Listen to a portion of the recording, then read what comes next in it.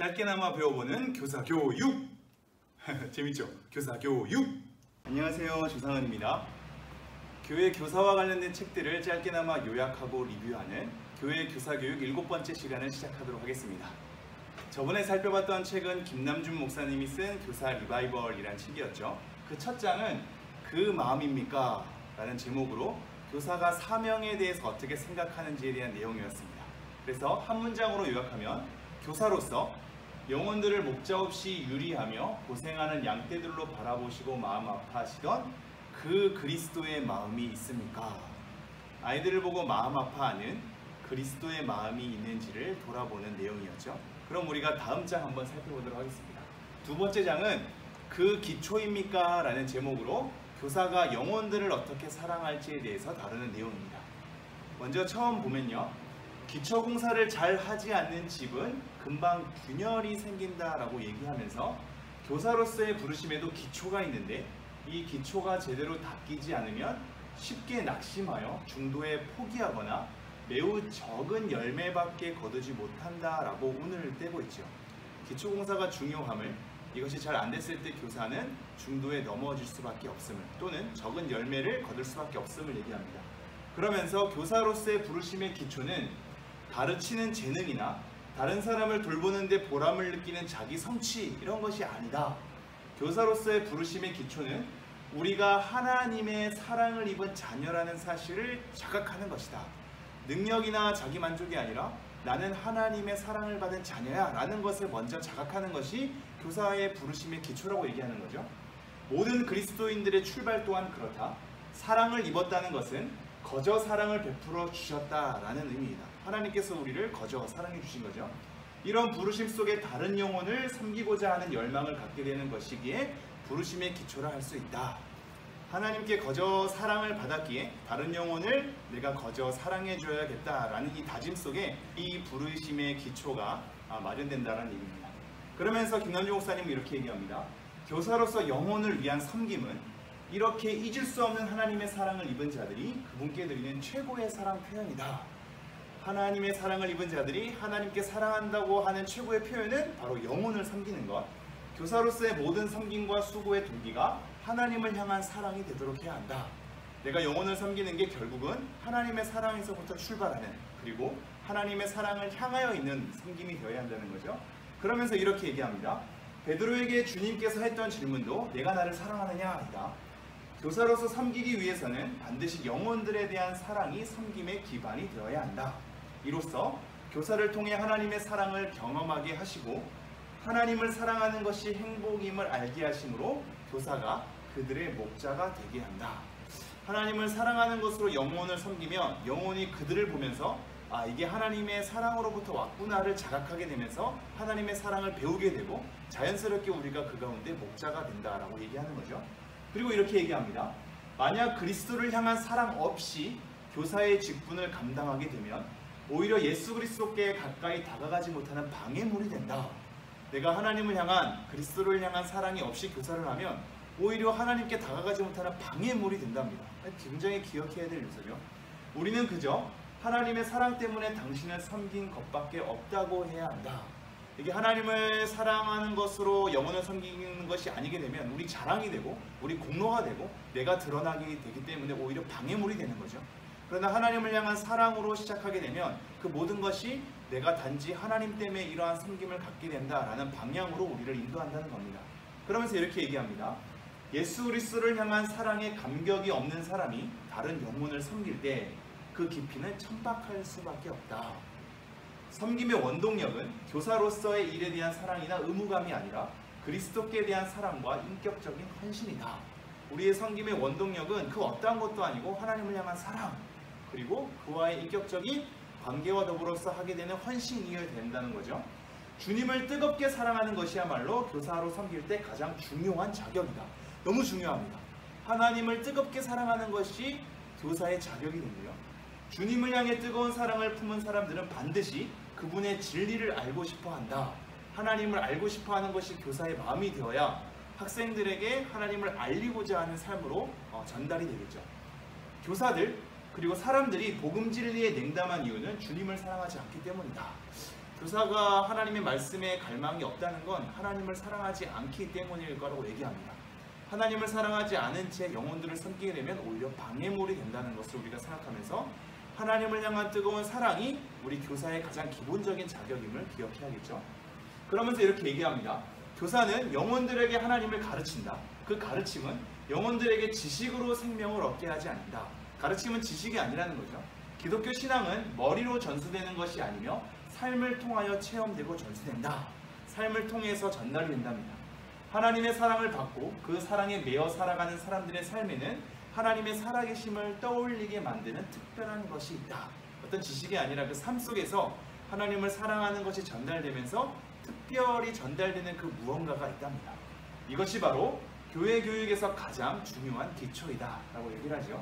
계속해서 우리가 하나님을 사랑할 때 영혼을 섬기기 원하는 간절함이 생긴다. 사무치는 하나님의 사랑에 대한 감격으로 서 있는 것만으로도 이미 영혼들에게 신앙의 진수를 가르치고 있는 셈이다. 우리가 하나님을 향한 사랑으로 벅차 있을 때 그 삶의 일관성이 드러나게 될 때 이것 자체로서 아이들에게 기독교 신앙의 진수를 가르치는 것이랍니다. 표현이 너무 엄청나지 않습니까? 기독교의 가르침이 인격적이려면 주님의 사랑을 인격적으로 체험하는 일이 선행되어야 한다. 교사가 먼저 하나님을 체험적으로 사랑하고 인격적으로 사랑해야 인격적 가르침이 전달이 되는 것이죠. 그리고 이렇게 얘기합니다. 한 영혼의 구원을 인하여 즐거워할 줄 모르는 사람은 교사일 수 없다. 한 영혼이 그리스도께로 돌아오고 그 영혼의 변화로 말미암아 그들의 삶이 하나님의 백성다운 거룩한 삶이 되어 그를 통하여 그리스도 이름이 세상에 높아지는 것이 교사된 우리의 소망이어야 한다. 하나님께 구원을 입게 되고 그 삶을 통하여서 변화를 받아 하나님을 향한 삶으로 나아가는 것, 이것이 우리 교사의 소망이 되어야 한답니다. 교사가 영혼들의 내적 변화에 애쓰지 않는다면 그의 섬김은 단지 선생짓에 불과하다. 아이들의 내적 변화에 신경 쓰지 않으면 그냥 선생짓인 거죠.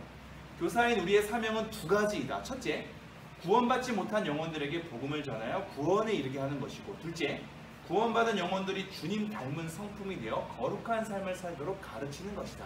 따라서 우리의 관심은 구원받았는지에 대한 여부, 아이들의 구원 여부와 아이들이 그리스도의 성품과 삶으로 그리스도를 드러내는지에 대한 여부, 이 두 가지에 관심을 쏟아서 아이들을 사랑하는 방법이 되어야 한다라고 얘기합니다.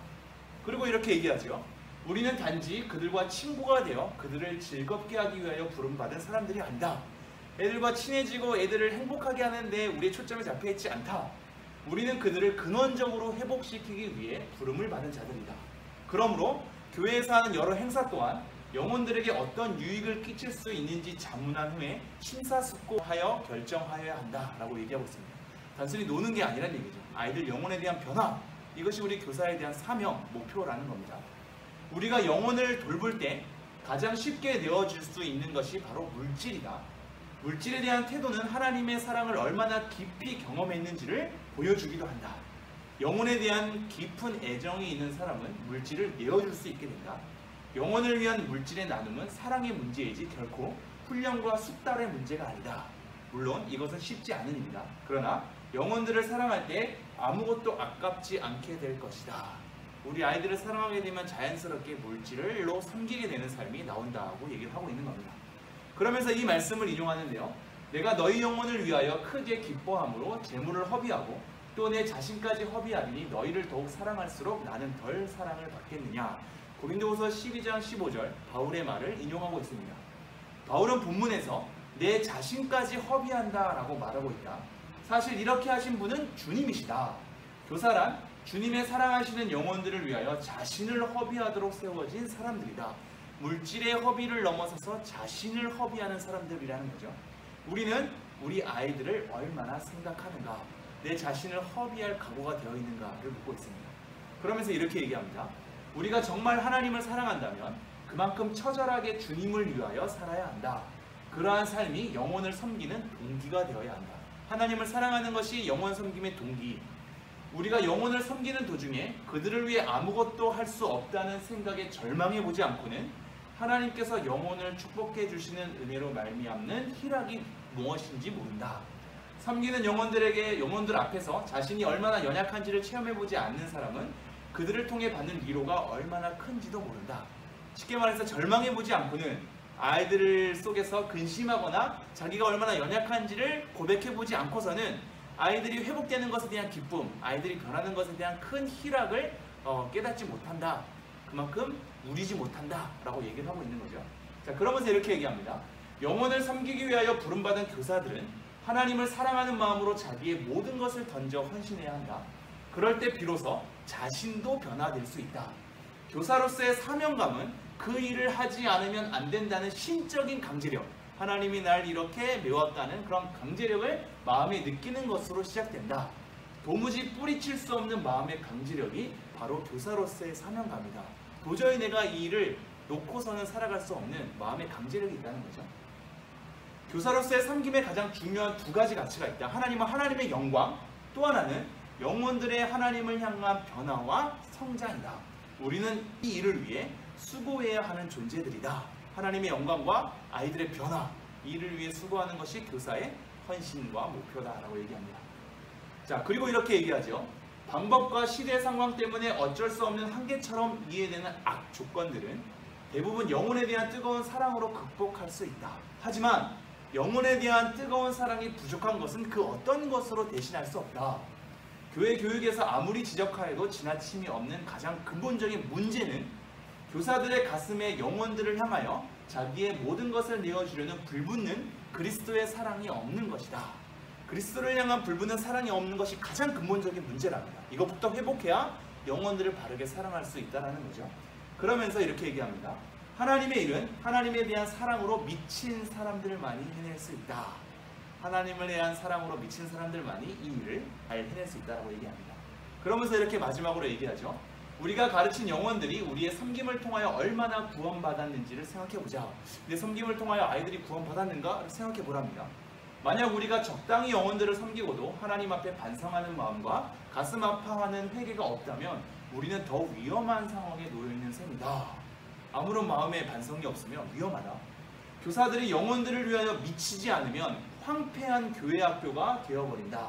선한 목자는 생명을 걸고 양떼들을 지킨다. 이처럼 목숨을 건 섬김의 차이는 곧 사랑의 차이이다. 얼마나 사랑하느냐에 따라 자기를 내어주고 자기 생명을 걸고 그리스도의 불붙는 사랑으로 헌신한다라는 거죠. 그러면서 마지막으로 존 오웬의 말을 인용하고 있는데요. 성도가 하나님을 사랑한 나머지 상사병에 걸릴 수 있다는 사실을 모르는 사람에게 성경의 진리가 얼마나 보이겠는가. 하나님에 대한 사랑이 희박할수록 성경의 진리가 잘 안 보인다고 얘기하는 겁니다. 그러므로 오늘 한 줄에 대한 문장의 요약은 이렇게 얘기할 수 있죠. 교사인 우리에게 중요한 것은 우리가 가르치고 있는 영혼들에 대한 깊은 영향이다. 먼저 회복할 것은 그리스도에 대한 불붙는 사랑이고, 이 불붙는 사랑이 영혼을 향한 사랑으로, 영혼에 대한 염려와 근심으로 가야 되고, 이 영혼을 향한 사랑은 또다시 하나님을 향한 사랑으로 거슬러 올라가야 되는 것으로 이번 장에서 얘기하고 있습니다. 오늘 내용은 이것으로 마치고요. 다음 장에는 또 다른 내용으로 찾아뵙도록 하겠습니다. 감사합니다.